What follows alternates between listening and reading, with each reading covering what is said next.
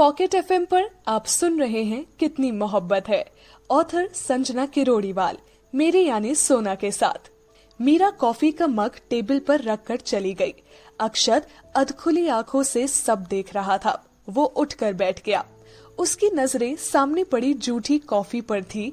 तभी अर्जुन वहां आया और बैठते हुए कहा, वाओ कॉफी। अक्षत उसे कुछ कहता या रोकता, इससे पहले ही अर्जुन ने वो कॉफी हाथ में उठाकर होठों से लगा ली और पीकर कहा, नाइस कॉफी, तूने क्यों नहीं पी? आपने पीने कहा थी, वैसे आज आप इतनी जल्दी? पापा ने ऑफिस से निकाल दिया क्या? कहकर अक्षत खुद ही अपनी बात पर हंसने लगा। Bad joke. मीटिंग खत्म हो चुकी थी तो सोचा क्यों ना थोड़ा फैमिली के साथ टाइम स्पेंड किया जाए।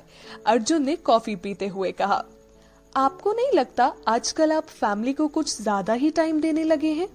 अक्षत ने शरारत से कहा। वो सब छोड़, ये बता आगे का क्या सोचा है?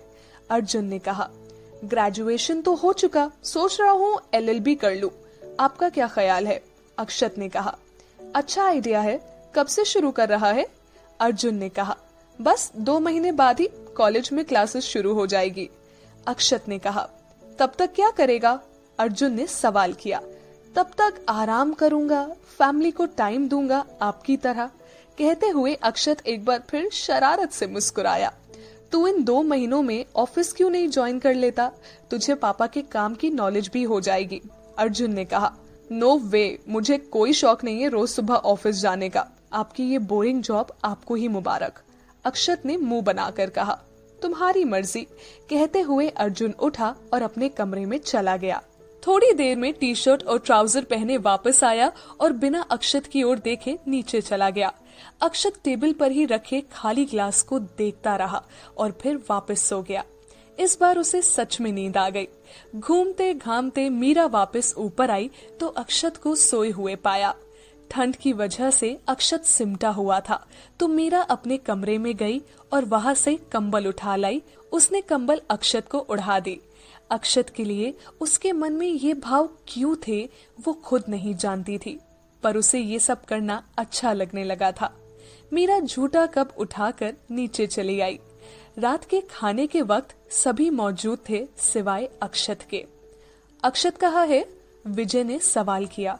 अंकल वो ऊपर सो रहे हैं, जवाब मीरा ने दिया। इस वक्त ये कोई सोने का टाइम है? राधा, जाकर उठाओ उसे और नीचे आने को कहो। उसकी मन मर्जियां दिन ब दिन बढ़ती जा रही है, विजय ने कठोर स्वर में कहा। नींद में उठाऊंगी तो वो गुस्सा होगा। आप सब खाइए, वो बाद में खा लेगा, राधा ने शांत लहजे में कहा। बात खाने की नहीं है, आपके लड़के की गलत आदतों की है। खाने के टाइम सोना, सोने के टाइम बाहर घूमना, क्या है ये सब राधा? आपके ही लाड प्यार ने उसे सर चढ़ा रखा है, विजय ने कहा। ऐसी बात नहीं है, वो अपनी आदतें बदल तो रहा है, राधा ने अक्षत के बचाव में कहा। विजय बहस करता उससे पहले ही मीरा ने कहा, अंकल वो उनके सर में दर्द था इसीलिए वो दवा खाकर सोए हैं, हमने ही दी थी। मीरा ने पहली बार झूठ बोला था शायद। जैसे ही नजर राधा से मिली तो मीरा नीचे देखने लगी। विजय का गुस्सा छू हो गया और उन्होंने कहा, राधा उसे बाद में उठने पर खाना खिला देना और ज्यादा परेशानी हो तो कहना डॉक्टर से मिल ले।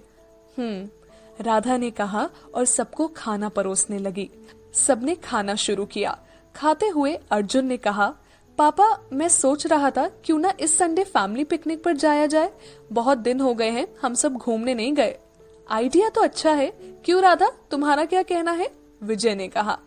जैसा आप सबको ठीक लगे, राधा ने कहा। ये पिकनिक पर कहाँ जाएंगे भैया? निधि ने एक्साइटेड होकर कहा। कल सुबह तक बता दूंगा, अब खाना खाओ आराम से, अर्जुन ने कहा तो निधि खुशी खुशी खाना खाने लगी। सभी खाना खाकर अपने अपने कमरों की ओर चले गए। मीरा राधा की मदद करने किचन में आ गई और सभी धोए हुए बर्तन रॉ में जमाने लगी। मीरा को काम करते देखकर राधा ने कहा, तुमने बाहर झूठ क्यों बोला? मीरा पलटी और कहा, आप क्या जादू जानती हैं? नहीं, राधा ने हैरानी से कहा। फिर आप हर बात कैसे जान लेती है? मीरा ने मासूमियत से कहा। राधा हंसने लगी और कहा, क्योंकि तुम जब झूठ बोलती हो तो तुम्हारी आंखें घूमने लगती हैं, बिल्कुल तुम्हारी माँ की तरह। आप हमारी माँ को कैसे जानती है? मीरा ने हैरान होकर कहा, जबकि उसने तो कभी किसी के सामने अपनी माँ का जिक्र नहीं किया था। मीरा की बात सुनकर राधा एक पल के लिए सकपकाई और फिर कहा, मेरा मतलब इतनी खूबसूरत आंखें तुम्हें अपनी माँ से ही मिली होंगी। बेटियां माँ पर ही तो जाती है, इसीलिए अंदाजा लगाया। ओह हाँ, मेरी माँ बहुत खूबसूरत थी, हमसे भी ज्यादा, और उनकी काली आंखें बहुत गहरी थी। मीरा ने सोचते हुए कहा, वो तो तुम्हें देखकर ही लगता है कि वो कितनी खूबसूरत रही होंगी। अब ये बताओ, बाहर सबके सामने झूठ क्यों कहा तुमने? राधा ने बात बदलते हुए कहा, वो अंकल इस तरह नाराज हो रहे थे, इसीलिए। वैसे भी अगर किसी के भले के लिए झूठ बोला जाए तो वो झूठ झूठ नहीं होता है। मीरा ने मुस्कुराते हुए कहा, आजकल बड़ी सयानी हो गई हो, राधा ने कहा और फिर काम में लग गई। मीरा ने सभी बर्तन रॉ में जमा दिए। जाने लगी तो राधा ने रोकते हुए कहा, मीरा, ये खाना अक्षत के लिए ले जाओगी प्लीज? जी, मीरा ने कहा और खाने की प्लेट लेकर ऊपर चली आई। अक्षत अभी तक सो ही रहा था। मीरा ने खाने की प्लेट टेबल पर रखी और अक्षत को उठाने के बारे में सोचने लगी। निधि अपने कमरे में कपड़ों को फैला के बैठी थी। 2 दिन बाद ही संडे जो था। निधि को घूमना फिरना बहुत पसंद था, बस इसीलिए वो अपने लिए कपड़े देख रही थी। उधर अर्जुन अपने कमरे में बैठा पिकनिक के लिए कोई अच्छी लोकेशन ढूंढ रहा था और बेचारी मीरा उस सोए हुए शेर को जगाने का सोच रही थी। मीरा ने धीरे से अक्षत की कंबल को उठाया तो अक्षत ने कसकसा कर कंबल वापस खींच ली। उसे उठाना मीरा के लिए और मुश्किल हो गया। उसने मरी हुई सी आवाज में कहा, अक्षत जी, खाना। लेकिन अक्षत तो जैसे घोड़े बेचकर सोया हुआ था। उसने ना मीरा की आवाज सुनी, ना ही उसकी मौजूदगी महसूस की। अब इन्हें कैसे उठाए, मीरा ने मन ही मन कहा और फिर कुछ सोचकर अपना हाथ अक्षत के कंधे की ओर बढ़ाया। अक्षत को छूते हुए मीरा के हाथ कांप रहे थे। उसने धीरे से अक्षत के कंधे को छुआ और थपथपाते हुए उसे जगाने की कोशिश की। इस बार अक्षत जाग गया। उसने देखा मीरा खड़ी है तो उठकर तुरंत बैठ गया और कहा, तुम यहाँ? वो आंटी ने आपके लिए खाना भिजवाया है, आप नीचे नहीं आए थे ना, इसलिए। मीरा ने धीरे से कहा। कहकर अक्षत उठा और वॉश बेसिन की ओर बढ़ गया। मुंह धोया, हाथ धोया और वापस आकर बैठ गया। मीरा ने प्लेट उसके सामने रख दी और जैसे ही जाने लगी, अक्षत ने कहा, तुमने खा लिया? जी, मीरा ने पलटकर धीरे से कहा। तुम क्या हमेशा ऐसे ही बात करती हो? जी हाँ, हम, वगैरह वगैरह। बोर नहीं हो जाती ऐसे बात करते करते? अक्षत ने कहा।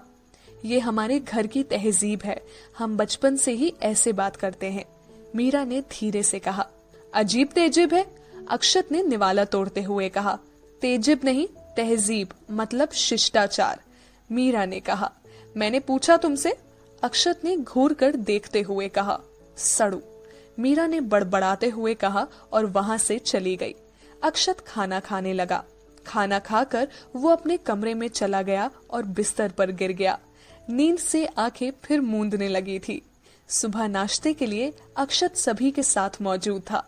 आज की चाय दादाजी के कहने पर मीरा ने ही बनाई थी।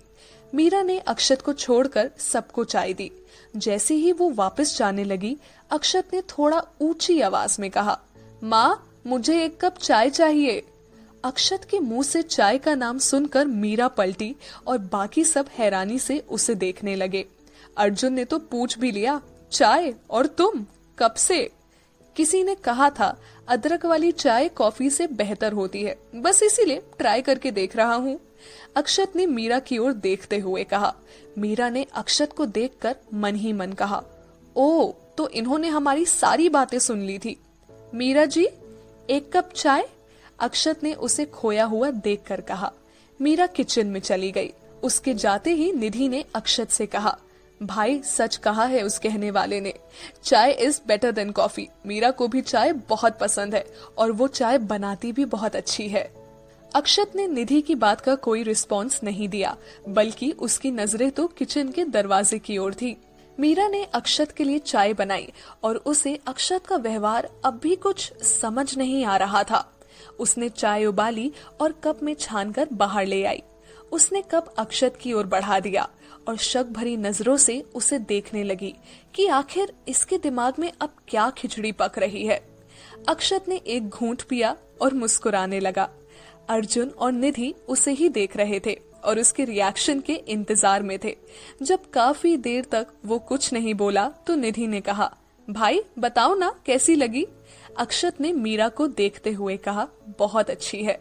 ये लाओ 1000 रुपए, निधि ने अर्जुन से कहा। अर्जुन ने जेब से 1000 रुपए निकाले और मायूसी से निधि की ओर बढ़ा दिए। निधि ने अर्जुन से शर्त लगाई थी कि अक्षत को मीरा की बनाई चाय पसंद आएगी और वो ये शर्त जीत गई। मीरा नाश्ता करने के लिए आकर बिल्कुल अक्षत के सामने ही बैठ गई। अक्षत की नजरें बस उसके मासूम से चेहरे पर जम गई हो, जैसे वो एक टक मीरा को देखता रहा और मीरा उससे बेखबर गर्दन झुकाकर अपना नाश्ता करती रही। जब तक अक्षत ने चाय खत्म की तब तक उसकी नजरें बस मीरा पर ही थी और इस बीच उसने एक बार भी पलकें नहीं झपकाई। सभी नाश्ता करने में लगे हुए थे, लेकिन सामने बैठी राधा ने जब अक्षत को देखा तो मन ही मन कुछ सोचकर मुस्कुरा उठी। नाश्ता करने के बाद मीरा और निधि उठकर अपना अपना बैग लाने ऊपर चली गई। अर्जुन भी उठा और ऑफिस जाने की तैयारी करने लगा। मीरा और निधि जैसे ही नीचे आई, अक्षत ने मीरा को रोकते हुए कहा, मीरा जी, कितना अजीब है ये लड़का, कभी इतना बदतमीज और कभी इतना इज्जत से। उफ। मीरा बड़बड़ाते हुए अक्षत की ओर पलटी और कहा, जी कहिए।